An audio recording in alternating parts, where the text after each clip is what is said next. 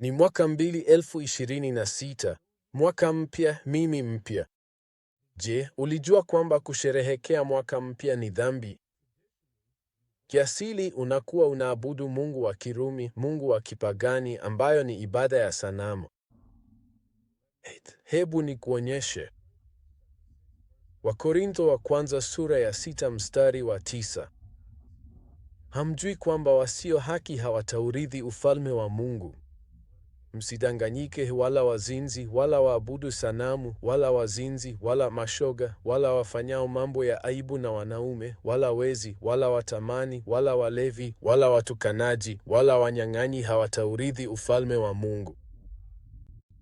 Kila kitu kilichoorodheshwa katika Wakorintho wa kwanza 6 hutokea wakati wa mwaka mpya.